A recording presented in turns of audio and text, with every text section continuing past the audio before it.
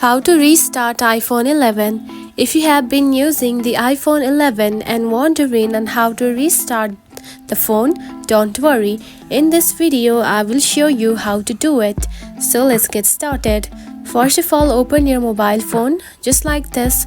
Then here you can find Settings application just right here. Now select it. After that, scroll down and here you can find General just right here. Select it. Then again keep on scrolling down until you find Shutdown just right here. Now to restart it, simply tap on to shutdown. After that, simply keep on tapping on the button of your right side and the phone will be restarted. And the next way to do is simply keep on tapping onto this home button just like this.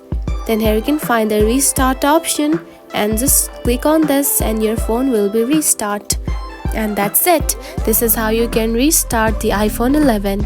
If you found this video helpful, don't forget to like and subscribe for more tips. Thanks for watching.